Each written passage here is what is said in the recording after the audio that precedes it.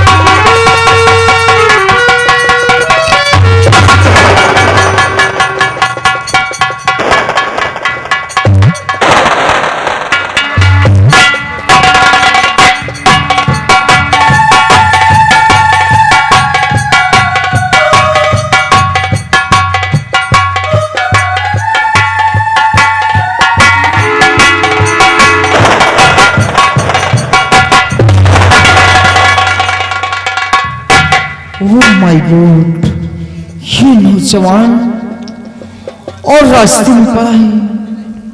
कहीं इसका एक्सीडेंट तो नहीं हुआ या किसी ने खून कर दिया हो। मैं इसे देखती हूँ।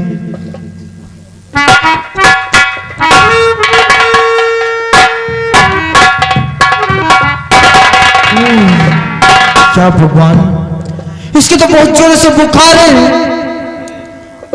और इस वक्त इसे दवा की जरूरत है। अगर इस बेचारे को दवा न मिली तो इसकी जान भी जा सकती है। अगर जान चली गई तो इसके पाप का पापधारी मैं बनूंगी।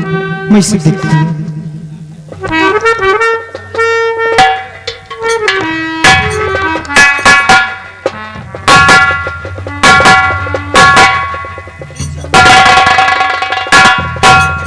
क्या भगवान, ये नौजवान तो इतना वचन है कि मैं इसे उठा भी नहीं पा रही हूँ। हे भगवान, कोई ऐसा नेकी का फरिश्ता भेज दे ताकि इस बेचारे की मदद कर सके।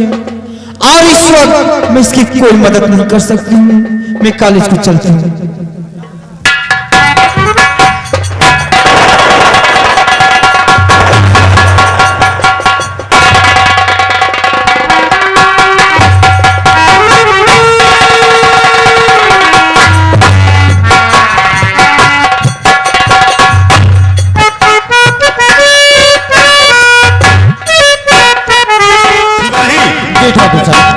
जैसे कि तुम जानते हो कि मैं इस दीनापुर गांव का जमींदार जसवंत सिंह हूँ। क्यों नहीं ठाकुर? ईश्वर ने मुझे सब कुछ दिया है।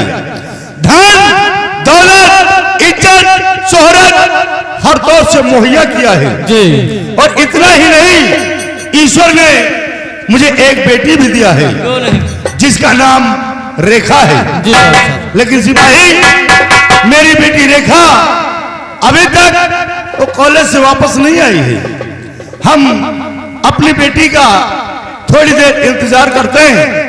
आती है तो ठीक, नहीं चल करके अपनी बेटी रेखा का खुद पता लगाएंगे। ठाकुर साहब, आप चिंता मत कीजिए, आपकी बेटी कॉलेज से बहुत जल्द आती होगी। ठीक है।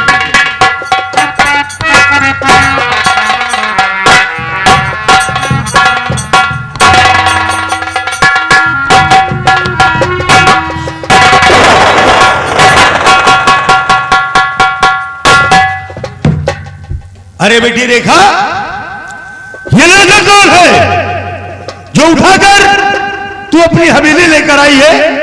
कौन है लड़का? बाबूजी, आप किस तरह की बातें करती हैं? मेरे साथ तो कोई लड़का है नहीं, आप किसकी बातें करते हैं? बेटी रेखा, मैं जानता हूं कि बचपन में तेरी मां का स्वर्गवास हो गया है और तुझे पाल पोस कर मैंने इतनी बड़ी सयानी कर दिया है और तू बहुत कमजोर दिल की है, इसलिए बहुत जल्द अपना आपा खो बैठती है। अरे अभी अभी अपने साथ में इस लड़के को लेकर आई है और तेरी पिताजी में कुछ नहीं जानती। कौन है लड़का? बाबूजी, आप इस लड़के की बातें करते हैं? हाँ बेटी,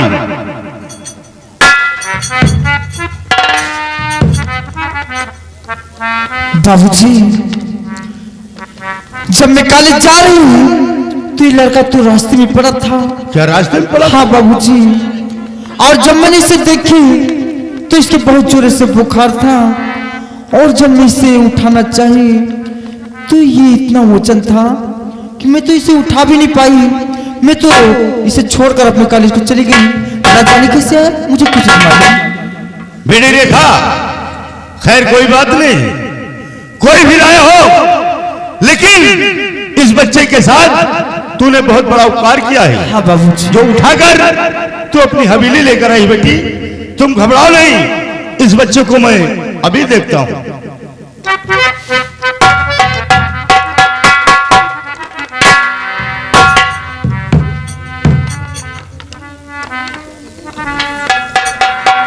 अरे हाँ बेटी, इस बच्चे को तो बहुत तेज बुखार है। हाँ बाबूजी, और मुझे लगता है इसीलिए इसे कुछ भी होश नहीं है।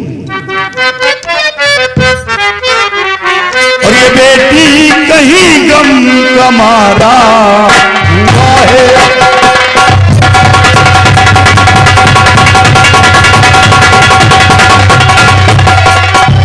ये बेटी कहीं गम का मारा हुआ है और इसे देख दिल पारा पारा हुआ है।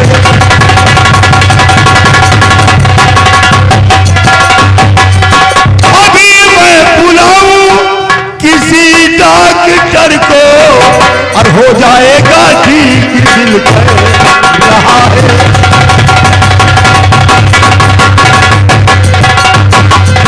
बेटी हाँ बाबूजी, तुम घबराओ नहीं, हम इस बच्चे का इलाज कराएंगे और ईश्वर ने चाहा तो बहुत जल्द ठीक होगा। ठीक है बाबू। सिपाही, जरा इस बच्चे को उठाओ और हमारे बेडरूम तक ले चलो।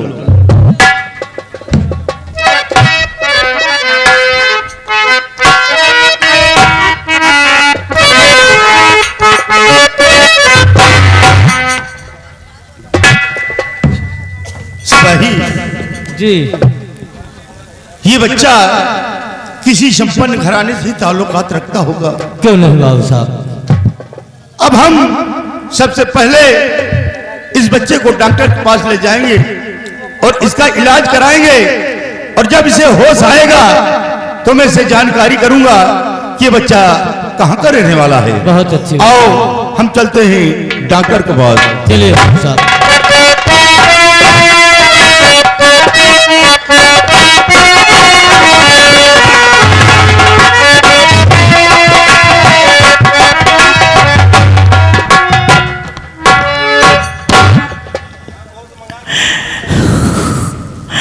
I was laying unconscious. Suddenly I regained consciousness. मैं अपने महल में बिल्कुल बेहोश पड़ा था। Suddenly अचानक मेरे को होश आया तो देखता क्या हूँ कि मेरे महल के जो वर्कर वगैरह थे उस सब भाग खड़े हुए रका रबर के खौफ से। मैं सिर्फ अकेला बचा और मैं अपने बच्चों की तलाश में निकला हूं, बट मेरे बच्चे मुझे नहीं मिल पा रहे। भगवान तूने तो मेरा सब कुछ छीन लिया, क्या छोड़ा है?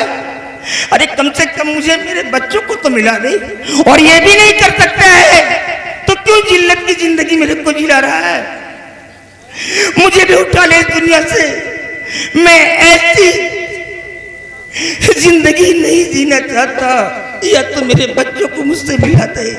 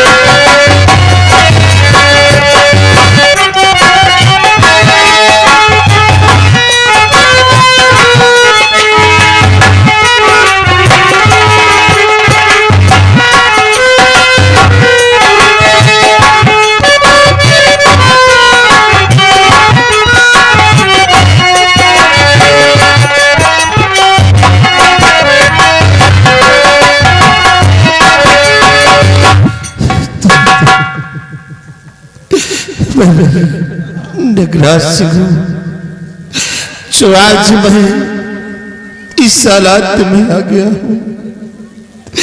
मैंने कभी भी अपने पिताजी की बात को नहीं माना, हर वक्त सिर्फ उनकी बात को ठुकराता रहा और मां के बताए हुए रास्ते पे चलता रहा। मैंने ना तो अपने पिता को पिता समझा, न तो भाई को भाई और न बहू को बहू समझा। काश अगर मैं ऐसे कर्म नहीं करता तो क्या आज दिन मुझे देखने को मिलते। राता ने मेरे हाथ काट कर फेंक दिया, मेरी मां को दुनिया से उठा दिया, न मालूम मेरे पिताजी को छोड़ा या उन्हें भी बिठा दिया। मेरा भाई घर छोड़कर चला गया, न मालूम कहाँ है, किस हालात में है।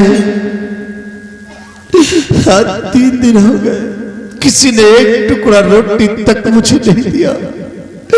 लोग देखते हैं तो मुझसे मुंह मोड़कर चले जाते हैं।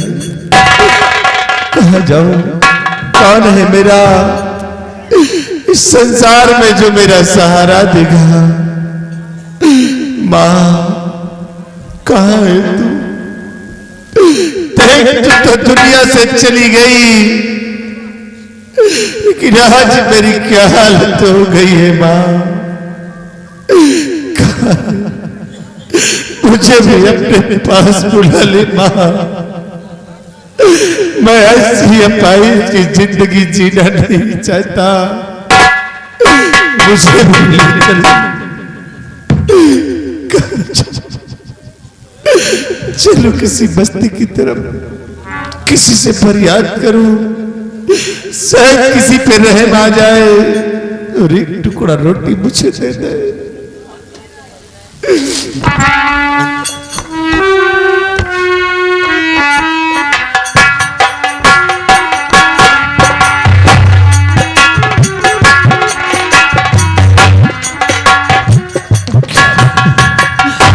ये रोटियां और यहाँ, लेकिन नहीं, मैं इस वक्त वो जमींदार नहीं हूं। मैं तो इस वक्त एक कली का धूल हो गया हूं। अब मैं इसे किसी तरह अपना निवाला जरूर बनाऊंगा।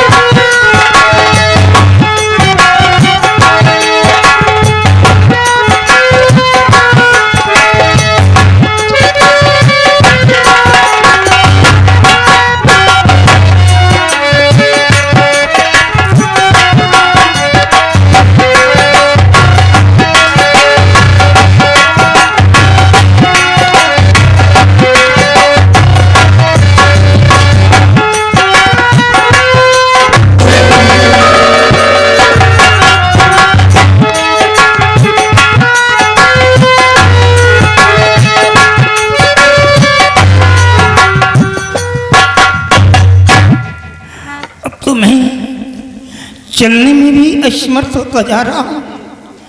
मेरे पैर जवाब दे रहे हैं। कौन है बच्चा ये गर्दिश का मारा यहाँ कचरे में पड़ा हुआ है? इसकी आवाज तो पहचानी से कौन है मेरे? कौन है?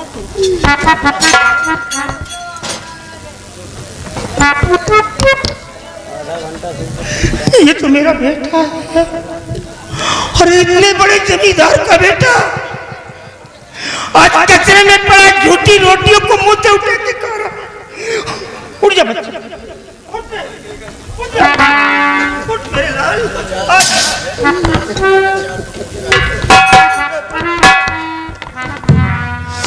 मर जाऊंगा रे मैं, मर जाऊंगा। ये क्या कर रहा है तू? कितने दिनों से मैं तेरी तलाश कर रहा हूँ, और यहाँ कचरे में झूठी रोटियों को मुंह से उठा के खा रहा है, घर क्यों नहीं आया? अरे तेरे को घर आना चाहिए था बच्चा। बाबूजी हम आ गए। देखिए बाबूजी क्या हालत मेरी हो गई है बाबूजी। आज 3 दिन हो गए, किसी ने एक टुकड़ा रोटी तक मुझे नहीं दिया।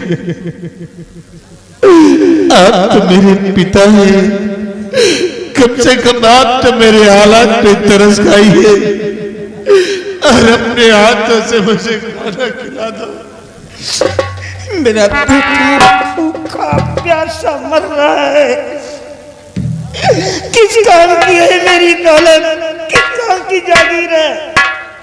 मैं खिलाऊंगा बेटा, खिलाऊंगा, पिलाऊंगा, नहलाऊंगा, धुलाऊंगा। जब तक जिंदा रहूंगा मैं तेरी सेवा करूंगा। अच्छा हो बुरा हो, है तो मेरा बेटा ना, मेरा बेटा है। मैं सब कुछ तेरी सेवा करूंगा। चल घर चलते हैं।